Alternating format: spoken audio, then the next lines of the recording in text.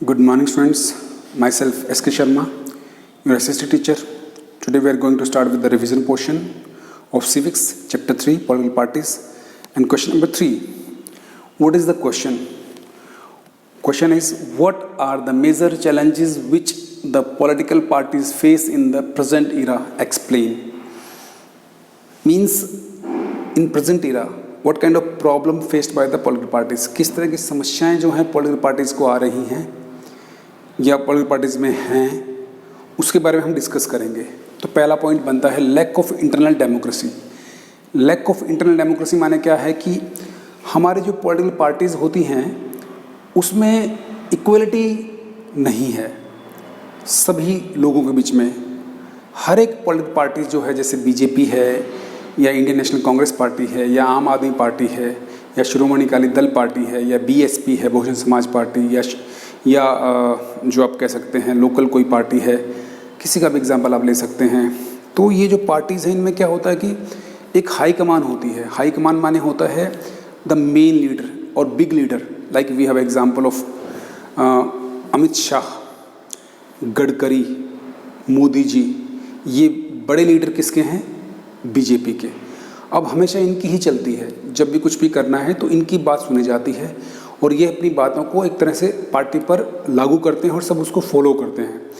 आम जो कार्यकर्ता होते हैं, आम फॉलोवर्स होते हैं, जो पार्टी के काम करने वाले हज़ारों लोग और भी हैं बीजेपी के अंदर, विलेज लेवल पे हैं, सिटी लेवल पे हैं, कई बार इनकी बातें सुनी नहीं जाती हैं। और इलेक्शन में टिकट जब मिलती है, यानी कि किसको इलेक्शन लड़ना है किस सीट से, ये डिसीज़न भी ये बड़े लीडर ही लेते हैं। छोटे लीडर जो हैं या छोटे लोग जो हैं, जो पार्टी को की फॉलोवर्स हैं, उनकी कोई बात सुनी नहीं जाती कई बार। तो ये बड़ी समस्या है, बहुत बड़ी समस्या है। ये हर पार्टी में मिलेगी, बीजेपी में मिलेगी आपको, कांग्रेस पार्टी में मिलेगी, आम आदमी पार्टी है उसमें मिलेगी। तो हर पार्टी में ये दिक्कतें हैं कि हाई कमान जो है वो अपनी चलाता है और किसी की सुनी नहीं जाती। एक तरह से डिक्टेटरशिप सी होती है हाई कमान की, यानी कि बड़े लीडर्स की।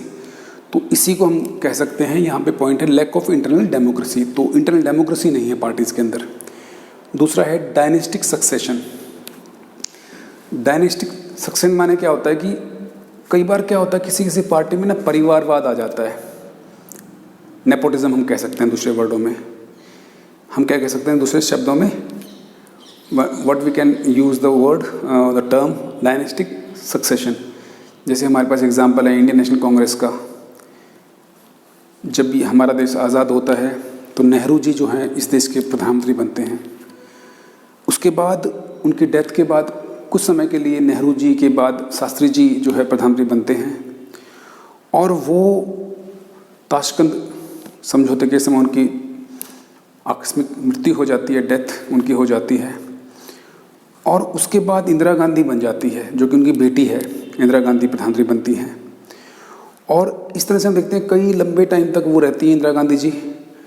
बाद में उनके मरने के बाद राजीव गांधी जी, उनकी के बाद हम देखते हैं सोनिया गांधी के पास पावर आती है। भले ही वो प्रधानमंत्री नहीं बनती, लेकिन उनके द्वारा लोग बनाए जाते हैं, उनके इशारे पे चलने वाले लोग प्रधानमंत्री बनते हैं, लीडर बनते हैं।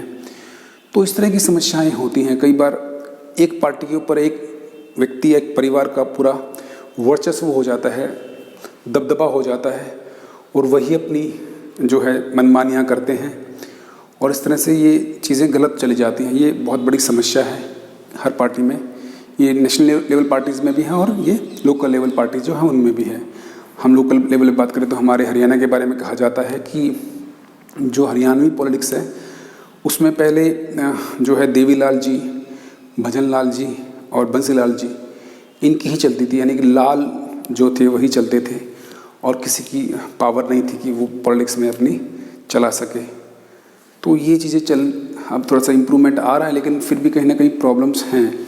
तो सेकंड पॉइंट आपको समझ में आया होगा, डायनेस्टिक सक्सेशन, नेपोटिज्म, यानी कि परिवारवाद या कुछ लोगों का वर्चस्व, या जो है few peoples having a complete dominance of the on the political parties, they are having complete powers on political parties. Like we have example of Sonia Gandhi और we can say the Gandhi family in Congress party. So we have this kind of examples in everywhere, in each and every party.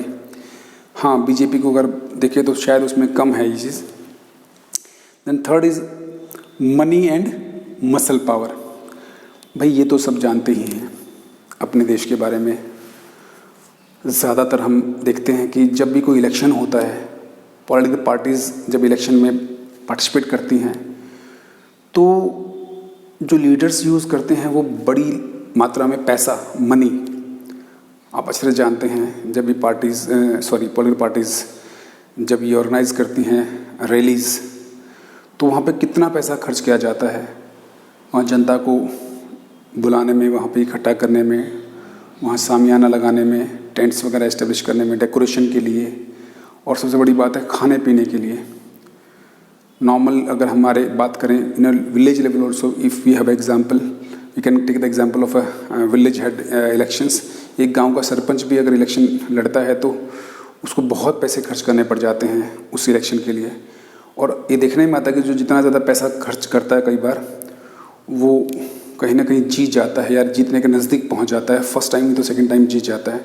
तो कहीं ना कहीं influence है, पैसे का जो है प्रभाव है इलेक्शंस के ऊपर।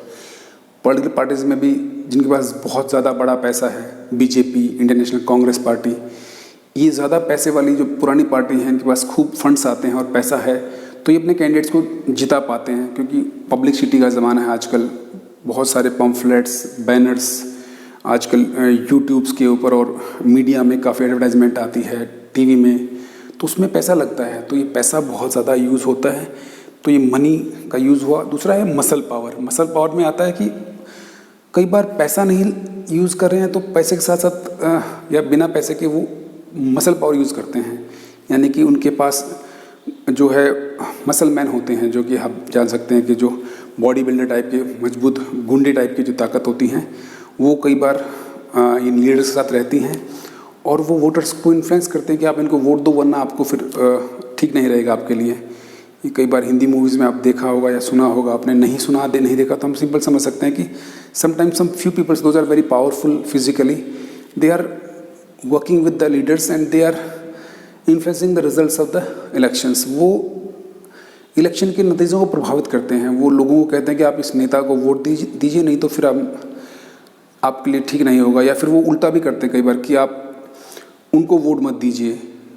तो सीधी सी बात, अगर इलेक्शन में 4 लोग खड़े हैं और कोई पावरफुल लोग हैं, गुंडा टाइप के लोग हैं, और वो 3 लोगों के लिए कहते हैं कि इनको वोट नहीं देना है, और तो ऑटोमेटिक चौथा जो बाकी बचेगा वो जीत जाएगा। तो इस तरह चीज़ें होती हैं। मसल पावर का और मनी पावर का यूज़ बहुत ज़्यादा होता है इलेक्शंस में। तो ये गलत चीज़ है, पॉलिटिकल पार्टीज़ में ये गलती है हमारे देश के लिए, क्योंकि पैसे से कहीं ना कहीं हम इन्फ्लुएंस हो जाते हैं और मसल यानी कि ताकत से हम डर जाते हैं। अब है lack of meaningful choice to the voters. Yes, simple सी बात है। इसमें इसका पॉइंट ये है मेरे बच्चों कि in these days we have no any choice in the political parties. Like already I discussed कि ये समस्याएं हैं। Every party have some kind of problems. हर पार्टी में कोई ना कोई समस्या है। हर पार्टी में जो कैंडिडेट्स हैं वो करप्ट हैं या वो कहीं ना कहीं नेगेटिव हैं, और हमारे पास कोई ऐसा व्यक्ति नहीं मिलता हमें जिसके ऊपर हम आंख बंद करके उसको वोट दे सकते हैं। हर पार्टी में प्रॉब्लम्स हैं। We are not satisfied with any party, और मजबूर में हमें क्या देखना पड़ता है कि जो 10 पार्टियां हैं उनमें से सबसे कम बुरी पार्टी है उसको हम वोट देना पसंद करते हैं, क्योंकि हमारे पास एकदम परफेक्ट पार्टी तो कोई है ही नहीं, अच्छी पार्टी तो कोई है ही नहीं। हम ये नहीं कह सकते ये पार्टी सबसे अच्छी है, इसमें कोई भी बुरा व्यक्ति नहीं है, कोई भी कैंडिडेट जो इसका लीडर कोई है वो करप्ट नहीं है या कोई झूठा नहीं है या बेईमान नहीं है। तो ऐसा हम कह ही नहीं सकते हैं। Each and every party have the corrupted politicians, the wrong kind of peoples, those are working with the party. तो हमारे पास चॉइस ही नहीं है, इसलिए हमें इसको नहीं तो उसको, उसको नहीं तो उसको वोट देना ही पड़ता है, जबकि हम जानते हैं कि वो पार्टी के अंदर जो लोग हैं वो सही नहीं हैं। तो ये समस्या है। इसका मीनिंग है ये lack of meaningful choice to the voters, यानी कि हम लोग जो हैं वोटर, मतदाता जो हैं, हमारे पास मजबूरी में कोई चॉइस नहीं है और हमें किसी न किसी को वोट देनी है, या फिर हम नहीं देते तो भी लॉस ही है डेमोक्रेसी के लिए। क्योंकि उसमें फिर क्या होता है कि जितने कम लोग वोटर्स वोट देंगे उतना ही उनमें से भी चुना जाएगा कि सबसे ज़्यादा वोट किसको पड़ा। तो अच्छे लोग कई बार वोट नहीं देते तो बुरे लोग तो देते हैं। बुरे लोग मतलब 2000 इन्फ्लुएंस बाय द मनी और मसल, कई बार पैसा लेके लोग वोट देते हैं, तो उनके लिए फेवरेबल हो जाता है जिन्होंने पैसा दिया है। तो ये चीज़ें हैं, बुरी चीज़ें हैं, आप समझ सकते हैं इनके बारे में। देन 5th पॉइंट आता है नेगेटिव पॉलिटिक्स।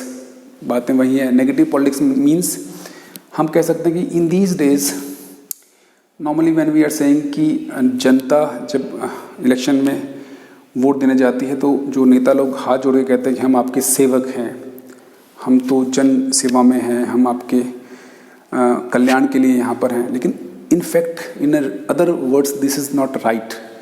हमारे जो नेता हैं सभी नहीं, शायद कुछ अच्छे हो सकते हैं, लेकिन मैक्सिमम जो हैं they are participating in the politics for earning money and the power. ज़्यादातर जो लोग इलेक्शन में लड़ते हैं या पॉलिटिक्स में इन्वॉल्व होते हैं वो या तो पैसा कमाने के लिए या इज़्ज़त बनाने के लिए, शान बनाने के लिए या ताकत को हासिल करने के लिए बनते हैं। देश सेवा करने के लिए बहुत कम लीडर होते हैं, क्योंकि अगर ऐसा होता तो हमारा देश आज बहुत अच्छी कंडीशन में होता। आज 70 साल से ज़्यादा हो चुके हैं देश को आज़ाद हुए, हमारी खुद की गवर्नमेंट्स हैं, और फिर भी देखो गरीबी हर जगह है, बेरोज़गारी हर जगह है, हर जगह गंदगी है, गंदगी के ढेर भरे पड़े हैं।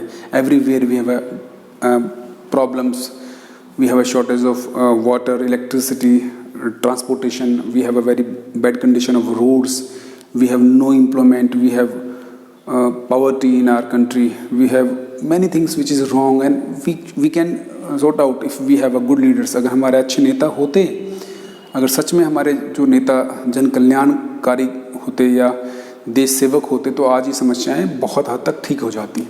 तो 5th पॉइंट का मतलब यही है कि नेगेटिव मतलब वो लोग अपने फ़ायदे के लिए हैं। इसको हम कह सकते हैं अदर टर्म में सेल्फिश लीडर्स कह सकते हैं या सेल्फिश पॉलिटिक्स कह सकते हैं। जो पॉलिटिक्स है वो सेल्फिश है, अपने स्वार्थ के लिए कर रहे हैं सब, देश की किसी को पड़ी नहीं है। बहुत कम लोग हैं जिनको देश की परवाह है पॉलिटिक्स में। तो ये बहुत सेंसिटिव इशू है, इसको हम फिर कभी डिस्कस करेंगे। आज के लिए इतना काफ़ी है। God bless you, have a nice day, thank you, thanks a lot.